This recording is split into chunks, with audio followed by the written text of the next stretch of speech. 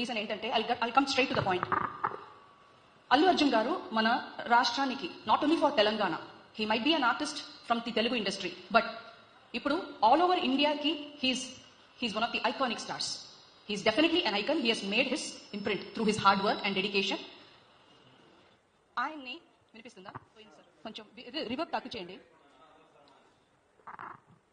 అలాంటి ఒక national pride అని చెప్పాలి, అలాంటి ఒక నేషనల్ ప్రైడ్ మన రాష్ట్రానికి ఒక అభిమానం ఆయన అంటే, అలాంటి ఒక ఆర్టిస్ట్ ని ఇలా ఏదో దొంగతనం చేసినట్టుగా లేకపోతే ఏదో పెద్ద క్రైమ్ చేసినట్టుగా ఆఫ్టర్ ఆల్ ఎక్కడో వెతికి ఒకరిని పట్టుకోవడం, ఆ రీతిలో ఒకరిని going directly to his bedroom and arresting him in such a way is definitely thing that can not be admitted. ఇది న్యాయం కాదు. And I feel the reason why I called the press is I feel definitely there is a very strong conspiracy. అంటే తెలుగులో చెప్పాలంటే గూఢాలోచన కరెక్టేనా ఆ పదం? కుట్ర అంటారు, లేకపోతే గూఢాలోచన ఇస్ ఆల్సో అనదర్ వర్డ్ కదా. The exact English word is conspiracy. తమిళ్లో சொல்லணும்னா ஒரு சதி, which is definitely being planned before to bring such a bad name for Mr. Allu Arjun sir. This is what I wanted to put forth here, because first thing I would like to mention is A section లో ఆయన arrest చేశారు? Section 105 of భారతీయ న్యాయ సంహిత, section 105. I have to read out this. Section 105 actually states, ఏం చెప్తుంది section అంటే, culpable homicide not amounting to murder if act by which the death is caused is done with intention of causing death.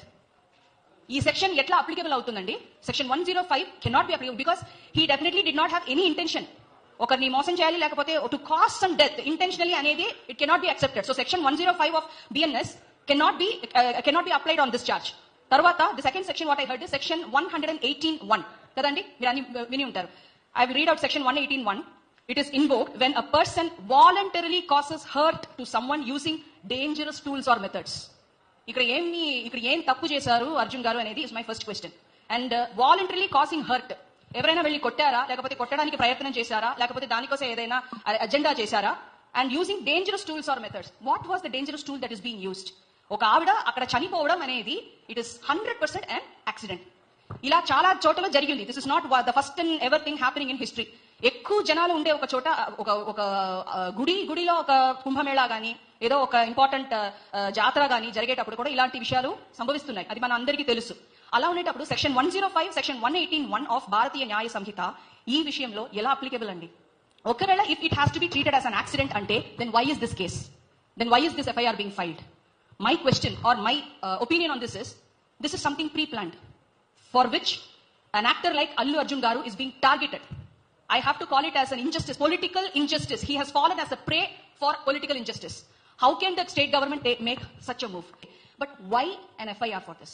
Why he has to be arrested as if ఏదో పెద్ద crime చేసినట్టుగా ఆయన బెడ్రూమ్కి వెళ్ళి ఒక criminal person లాగా ఆయన్ని arrest చేయడానికి ఏం అవసరం ఇక్కడ? He is not a person who is trying to escape from the society. Anybody can spot out Allu Arjun Garu. He does not have to disguise himself and go anywhere.